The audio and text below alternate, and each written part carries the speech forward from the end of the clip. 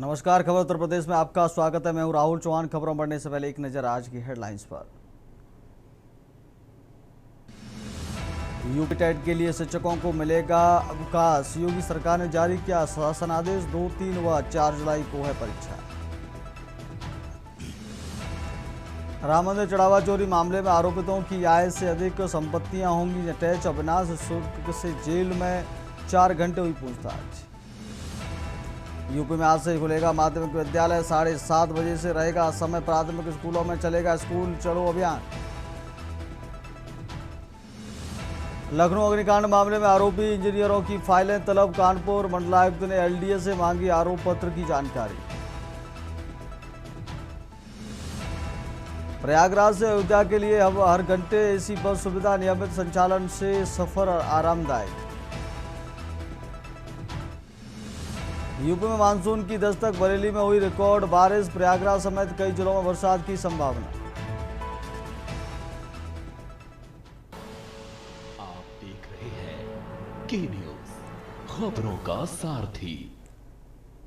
अब बुलेटिन की शुरुआत करेंगे सहारनपुर की खबर से। सीएम योगी का सहारनपुर दौरा। आज इस्लामपुर में स्कूल चलो अभियान का करेंगे शुभारंभ। महाराज सिंह डिग्री कॉलेज मैदान में भी कार्यक्रम। मुख्यमंत्री योगी जनसभा को करेंगे संबोधित। विकास कार्यों का करेंगे शिलान्यास लोकार्पण। 12:55 पर सर्किट हाउस पहुंचेंगे सीएम योगी। सर्किट हाउस में अधिकारियों संग करेंगे बैठक। पीडब्ल्यूडी की योजनाओं की समीक्षा भी करेंगे सीएम। सहारनपुर से खबर आपको बता रहे हैं। आज सहारनपुर दौरा योगी का। 12:55 पर सर्किट हाउस पहुंचेंगे सीएम। सर्किट हाउस में अधिकारियों संग करेंगे बैठक। पीडब्ल्यूडी की योजनाओं की समीक्षा भी करेंगे सीएम। सीएम योगी का सहारनपुर दौरा। सहारनपुर से बड़ी खबर आपको बता रहे हैं। इस्माइलपुर में स्कूल चलो अभियान का करेंगे शुभारंभ। महाराज सिंह डिग्री कॉलेज मैदान में भी कार्यक्रम। मुख्यमंत्री योगी जनसभा को करेंगे संबोधित। विकास कार्यों का करेंगे शिलान्यास लोकार्पण।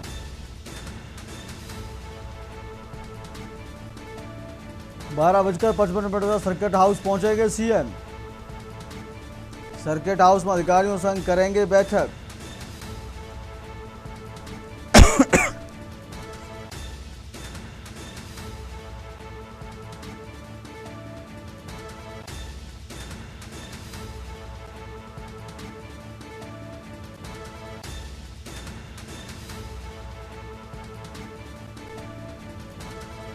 महाराज सिंह डिग्री कॉलेज मैदान में भी कार्यक्रम।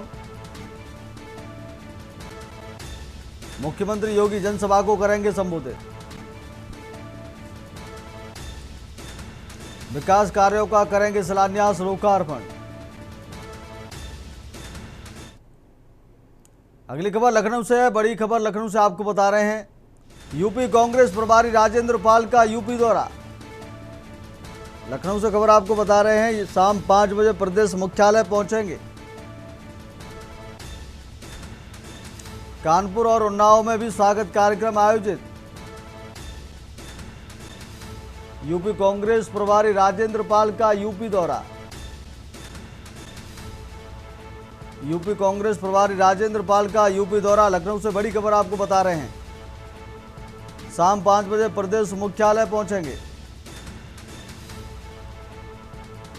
कानपुर और उन्नाव में भी स्वागत कार्यक्रम आयोजित। यूपी कांग्रेस प्रभारी राजेंद्र पाल का यूपी दौरा। लखनऊ से बड़ी खबर आपको बता रहे हैं। यूपी कांग्रेस प्रभारी राजेंद्र पाल का यूपी दौरा। शाम 5 बजे प्रदेश मुख्यालय पहुंचेंगे। कानपुर और उन्नाव में भी स्वागत कार्यक्रम आयोजित। यूपी कांग्रेस प्रभारी राजेंद्र पाल का यूपी दौरा। लखनऊ से बड़ी खबर आपको बता रहे हैं। अब अगली खबर का रुख कर लेते हैं। उत्तर प्रदेश राज्य विधिक सेवा प्राधिकरण लखनऊ के दिशा निर्देशों के अनुपालन और जिला विधिक सेवा प्राधिकरण फर्रुखाबाद के अध्यक्ष और जनपद न्यायाधीश नीरज कुमार के कुशल मार्गदर्शन में संचालित समर इंटर्नशिप प्रोग्राम 2026 का आज 30 जून मंगलवार को विधिवत समापन हो गया है। इस अवसर पर न्यायालय परिसर में एक भव्य प्रमाण पत्र वितरण समारोह का आयोजन किया गया। समारोह की अध्यक्षता कर रहे जनपद न्यायाधीश नीरज कुमार ने 1 माह का कड़ा और व्यवहारिक विधिक प्रशिक्षण सफलतापूर्वक पूरा करने वाले सभी 17 लॉ इंटर्न्स को इंटर्नशिप पूर्णता प्रमाण पत्र वितरित किए। इस कार्यक्रम का सफल संचालन जिला विधिक सेवा प्राधिकरण की पूर्णकालिक सचिव श्रीमती विद्या भटनागर द्वारा किया गया।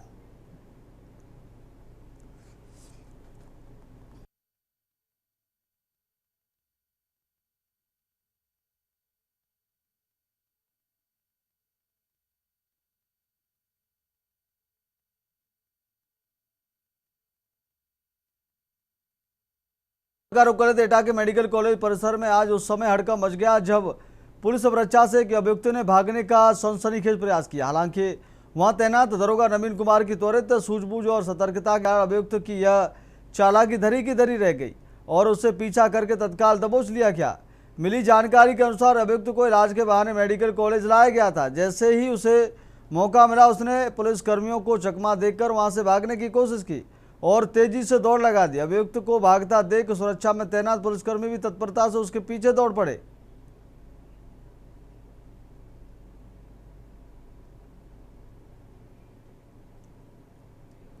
अगली खबर का रुख कर लेते कानपुर देहात में सड़क दुर्घटनाओं में कमी लाने के लिए यातायात पुलिस ने विशेष अभियान शुरू किया है। इसके तहत NH-19 और NH-27 सहित जिले के प्रमुख ब्लैक स्पॉट्स पर चेतावनी और जागरूकता संबंधित साइन बोर्ड लगाए जा रहे हैं। चौरा बाजार, पटेल चौक, महावर मजार, छतैनी, खोजा फूल, मुंडादेव, मदनपुर, जैनपुर, माती तराहट, लालपुर, RTO कार्यालय, नबीपुर, गोरियापुर, 12 जोड़ टोल और रेड चीप रनिया समेत कई दुर्घटना संभावित स्थानों पर लगाए जा रहे ये बोर्ड वाहन चालकों को पहले से सतर्क करेंगे। पुलिस ने लोगों से निर्धारित गति सीमा का पालन करने, सीट बेल्ट और हेलमेट का अनिवार्य रूप से प्रयोग करने तथा यातायात नियमों का पालन करने की अपील की है।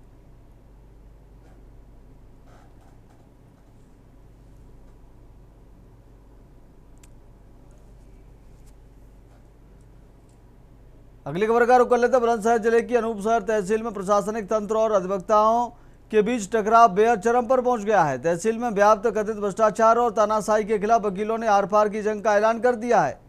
आज भारी संख्या में अधिवक्ता हाथों में SDM मुरादाबाद की तख्तियां लेकर सड़कों पर उतरे और पैदल रैली निकालकर उग्र प्रदर्शन किया। आंदोलन कर रहे वकीलों ने तहसील प्रशासन पर भ्रष्टाचार के बेहद गंभीर और सीधे आरोप लगाए हैं। प्रदर्शनकारी अधिवक्ताओं का कहना है कि अनूपसर तहसील में बिना रिश्वत के कोई भी जायज काम नहीं होता है। आम जनता और किसान अपने काम के लिए भटकने को मजबूर हैं। अधिकारियों के दिमाग में इस कदर अफसरशाही बैठी हुई है कि वे न तो वकीलों की सुनते हैं और ना ही फरियादियों की।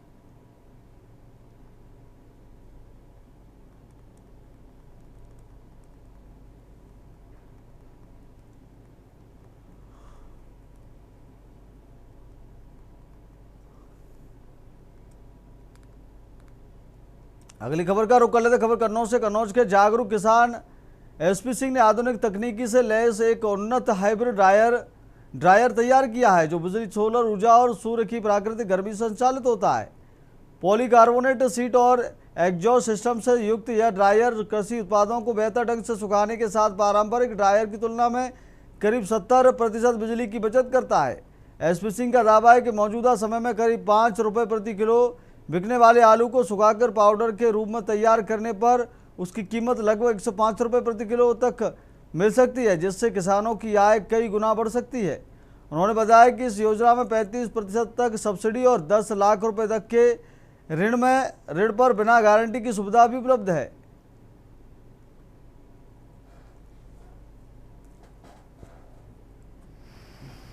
मैं आप सबको ये सूचित करना चाहूँगा कि हमारे यहाँ प्रधानमंत्री खाद्य सुरक्षा उन्नयन योजना है, जिसमें हम लोग 35% तक का अनुदान देते हैं और अधिकतम 10 लाख रुपए तक का अनुदान देते हैं।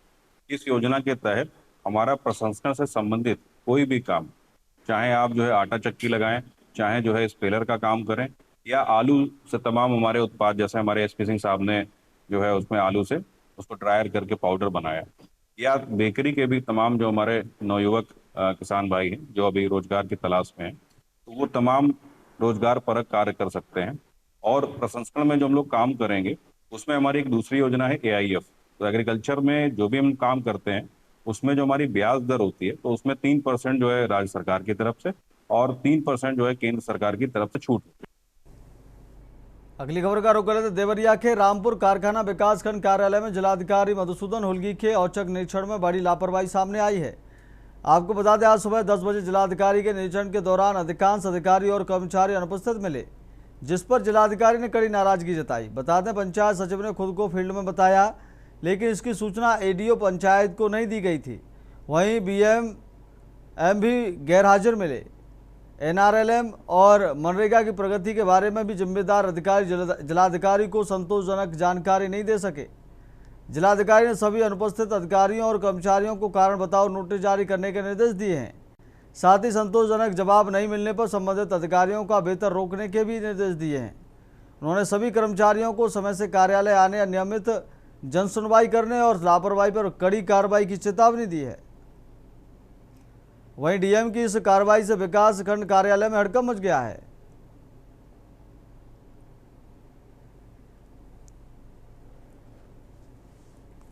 दस बजे रामपुर कारखाना ब्लॉक का निरीक्षण किया गया। इसमें यह पाया गया कि अधिकांश कर्मचारी अनुपस्थित थे। पंचायत सेक्रेटरी से फोन से वार्ता की गई तो वो ना फील्ड में थे। कहाते के संबंध में उन्होंने ADO पंचायत को कोई सूचना नहीं दी। BMMs भी अनुपस्थित थे। NRLM की प्रगति नहीं हो के संबंध में रिपोर्ट मांगा गया तो वो नहीं बता पाए। मनरेगा के संबंध में बताने के लिए कोई अधिकारी नहीं था। समस्त अधिकारीगण जो अनुपस्थित थे या कर्मचारी अनुपस्थित थे, उनका शोकॉज नोटिस जारी किया गया और उनको निर्देशित किया गया है कि अपनी कार्य प्रणाली में सुधार लाए और टाइम से कार्यालय में उपस्थित रहे और जन सुनवाई करे और लोगों की समस्या का निस्तारण करना सुनिश्चित करे। अन्यथा की स्थिति में कार्रवाई करने के संबंध में भी हमने दिशानिर्देश दिए हैं। अगली खबर का रुख कर लेते बुलंदशहर जिले के सिकंदराबाद औद्योगिक क्षेत्र से एक बेहद दर्दनाक हादसे की खबर सामने आई है। यह एक माइका बनाने वाली फैक्ट्री में काम करने के दौरान एक महिला कर्मचारी की मिक्सर मशीन की चपेट में आने से मौके पर ही मौत हो गई। इस घटना के बाद फैक्ट्री परिसर में भारी हड़कंप मच गया और मृतका के परिजनों ने प्रबंधन पर लापरवाही का आरोप लगाते हुए जमकर हंगामा किया। मिली जानकारी के अनुसार बुलंदशहर के पासू की रहने वाली रेखा सिकंदराबाद औद्योगिक क्षेत्र स्थित डाल्टन फैक्ट्री में काम करती थी। रोजाना की तरह जब वह फैक्ट्री में काम कर रही थी तभी अचानक वहां चल रही मिक्सर मशीन की चपेट में आ गई। हादसा इतना भीषण था कि मशीन में फंसने के कारण महिला की मौके पर ही दर्दनाक मौत हो गई।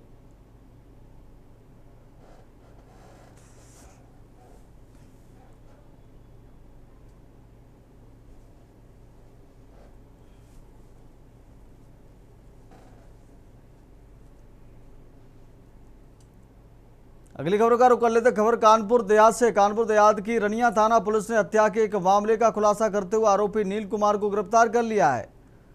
पुलिस के मुताबिक 26 जून 2026 को पूजा ने अपने पति कुलदीप की मारपीट कर हत्या किए जाने की शिकायत दर्ज कराई थी। विवेचना के दौरान जुटाए गए साक्ष्यों के आधार पर आरोपी को 29 जून को गिरफ्तार किया गया और उसकी निशानदेही पर हत्या में प्रयुक्त बांस का डंडा भी बरामद हुआ।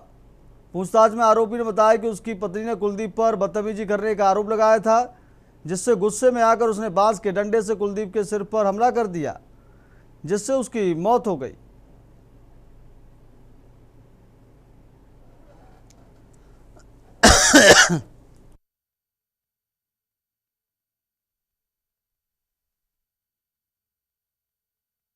अगली खबर का रुख कर लेते बाराबंकी स्थित ऐतिहासिक और धार्मिक महत्व वाले पारिजात धाम की बदहाल व्यवस्था पर सवाल उठ रहे हैं। परिसर में जगह जगह गंदगी, कूड़े के ढेर, सूखे पत्ते, जर्जर भवन, टूटे झूले और खराब स्ट्रीट लाइटें श्रद्धालुओं पर्यटकों को परेशान कर रही हैं। पेयजल की व्यवस्था भी प्रभावित है, जहां 2 हैंडपंपों के में से एक खराब पड़ा है। स्थानीय पुजारी और लोगों का आरोप है कि मुख्यमंत्री योगी आदित्यनाथ द्वारा परिजात वृक्ष के संरक्षण के निर्देशों के बावजूद प्रशासन इस स्थल की अनदेखी कर रहा है। हालांकि इस मामले में संबंधित प्रशासनिक अधिकारियों का पक्ष सामने नहीं आया है।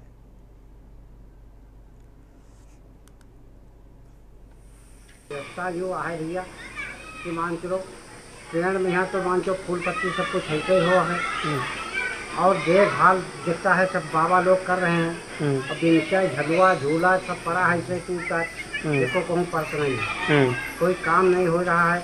सब लाइटें देखो बिगड़ी पड़ी हैं, जल नहीं रही एक को भैया। हाँ, एक लाइट यहाँ बिगड़ी पड़ी है, कोयला वहाँ बिगड़ी पड़ी है, यहाँ की लाइट खाली वहाँ जल रही है, और जब बिजली आएगी तब। आप क्या कहना चाहते हैं कि क्या व्यवस्था सही हो जाए? हाँ, तो आप सब यहाँ चाहिए तो सब व्यवस्था हो जाएगा भैया, और तो व्यवस्था नहीं हो पाएगा।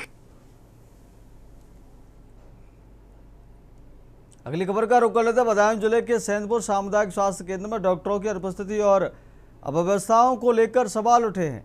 आरोप है कि अस्पताल दोपहर करीब 12 बजे तक बंद मिला और चिकित्सा अधीक्षक के कार्यालय पर भी ताला लटका था, जिससे इलाज के लिए पहुंचे मरीजों को बिना उपचार लौटना पड़ा और कई लोग निजी अस्पतालों का रुख करने को मजबूर हुए। स्थानीय लोगों का आरोप है कि स्वास्थ्य कर्मी मनमानी कर रहे हैं। वहीं सीएमओ से बातचीत में बताया गया कि उस समय कोई बैठक निर्धारित नहीं थी। हालांकि इन आरोपों पर संबंधित स्वास्थ्य केंद्र या डॉक्टरों का पक्ष सामने नहीं आया है।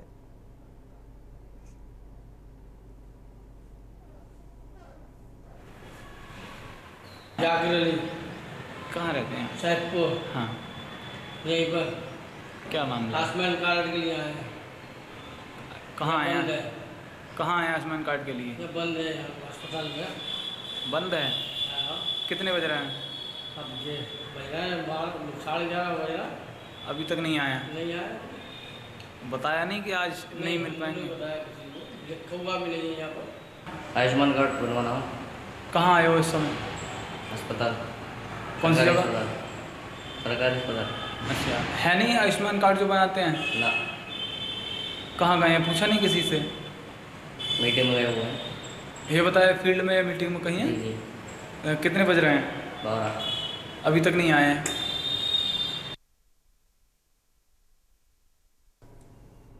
अगली खबर का रुख कर लेते हैं। नोएडा के थाना सेक्टर 20 पुलिस और सीआरडी टीम ने संयुक्त कार्रवाई करते हुए 21 किलो अवैध गांजे के साथ 5 साथी तस्करों को गिरफ्तार किया है। पुलिस ने तस्करी में इस्तेमाल की गई मारुति सुजुकी फ्रॉन्क्स कार भी बरामद की है। आरोपियों को डीएनडी रोड स्थित सेक्टर 17 के पास से पकड़ा गया। पूछताछ में खुलासा हुआ कि गिरोह उड़ीसा से गांजा मंगवाकर दिल्ली एनसीआर में सप्लाई करता था। सभी आरोपियों के खिलाफ एनडीपीएस एक्ट के तहत मामला दर्ज किया गया है। पुलिस गिरोह की फरार महिला सदस्य की तलाश के साथ आरोपियों के आपराधिक इतिहास की भी जांच कर रही है। नोएडा जोन में पुलिस आयुक्त महोदया के निर्देशन में अपराध एवं अपराधियों के विरुद्ध कार्रवाई लगातार प्रचलित है। आज इसी क्रम में CRT team, ACP first, SHO 20 और उनकी टीम के द्वारा 5 शातिर गांजा तस्कर जो है उनकी गिरफ्तारी की गई है। साथ ही साथ उनके कब्जे से 21 किलो गांजा एवं एक गाड़ी जो इस घटना के संबंध में और पूर्व में भी अन्य घटनाओं के संबंध में इस्तेमाल करते थे वो भी बरामद की गई है। पूछताछ करने पर ज्ञात हुआ कि ये उड़ीसा से गांजे की तस्करी करने में लगातार सक्रिय रहे हैं और ये विभिन्न माध्यमों से दिल्ली तक गांजा लेकर के आते थे और इसके बाद अपने नेटवर्क के माध्यम से विभिन्न स्थानों पर गांजे की सप्लाई किया करते थे। अगली खबर का रुख कर लेते हैं। फर्रुखाबाद में जिलाधिकारी डॉक्टर अंकुर लाठर ने उत्तर प्रदेश शिक्षक पात्रता परीक्षा 2026 की तैयारियों की समीक्षा करते हुए अधिकारियों को सभी परीक्षा केंद्रों पर व्यवस्थाएं समय से पूरी करने के निर्देश दिए। उन्होंने सेक्टर मजिस्ट्रेटों से परीक्षा पूर्व तैयारियों का प्रमाण पत्र उपलब्ध कराने, शुद्ध पेयजल, साफ सफाई, निर्बाध बिजली सुरक्षा और गर्मी से बचाव के लिए ORS की व्यवस्था सुनिश्चित करने को कहा। जिला विद्यालय निरीक्षक ने बताया कि 2 से 3 और 4 जुलाई को 19 परीक्षा केंद्रों पर 5 पालियों में परीक्षा आयोजित होगी, जिसमें कुल 31,560 परीक्षार्थी शामिल होंगे। बैठक में परीक्षा के शांतिपूर्ण एवं निष्पक्ष आयोजन को लेकर विस्तृत रणनीति पर चर्चा की गई।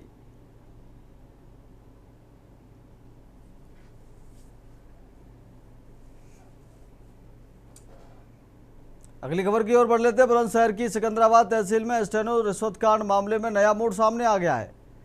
पीड़ित ने अब दावा किया है कि शस्त्र लाइसेंस की रिपोर्ट लगवाने के लिए 4,000 रुपये उनके गांव के एक व्यक्ति को दिए गए थे, जबकि स्टेनो जितेंद्र का इस मामले से कोई संबंध नहीं है। एसडीएम दीपक कुमार पाल ने जांच के बाद बताया कि वादी ने स्टेनो को कोई राशि नहीं दी और पूरे प्रकरण में उनका कोई लेना देना नहीं पाया गया है। इससे पहले विधायक लक्ष्मीराज सिंह ने वीडियो कॉल के जरिए स्टेनो से बातचीत कर सख्त नाराजगी जताई थी, जिसका वीडियो सोशल मीडिया पर वायरल हो गया था।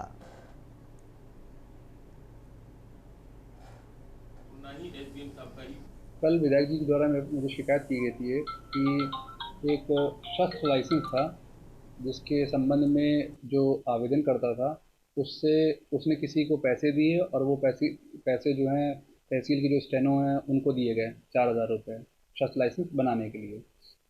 इस संबंध में शिकायतकर्ता बुलाया गया मेरे द्वारा। शिकायतकर्ता का नाम है प्रमोद राज सिंह, जो कि नगला केसरी के निवासी हैं। उनसे जब पूछा गया और उनको बताया गया कि मेरे स्टेनो साहब को आप मिले हैं कि नहीं मिले हैं, तो उन्होंने लिख के और वीडियो में भी बयान भी दिया है इस तरह का कि वो स्टेनो साहब को जानते हैं, मिले भी हैं उनसे, लेकिन उन्होंने इनको कभी पैसे नहीं दिए हैं। बल्कि इस संबंध में जब वो तहसील में आया तो 2 बार उन्होंने मुझसे मिलने की कोशिश। अगली खबर का रुख कर लेते हैं। बाराबंकी के रामनगर थाना क्षेत्र में जितेंद्र चौहान की संदिग्ध मौत के बाद मंगलवार को परिजनों और ग्रामीणों ने शव रखकर लखनऊ बहराइच हाईवे जाम कर दिया, जिससे करीब 2 घंटे तक यातायात बाधित रहा। प्रदर्शन के दौरान पुलिस और ग्रामीणों के बीच कहासुनी के बाद हालात बिगड़ गए और पथराव शुरू हो गया, जिसके जवाब में पुलिस ने लाठीचार्ज कर भीड़ को तितर-बितर किया। मौके पर भारी पुलिस बल के साथ एडिशनल एसपी विकास चंद्र त्रिपाठी, एसडीएम आनंद कुमार तिवारी और सीओ गरिमा पंत मौजूद रहे। अधिकारियों ने निष्पक्ष जांच और विधिक कार्रवाई का आश्वासन दिया, जिसके बाद जाम खुलवाकर यातायात बहाल कराया गया। परिजनों ने हत्या कर शव लटकाने का आरोप लगाया है, जबकि पुलिस ने मुकदमा दर्ज कर जांच शुरू कर दी है।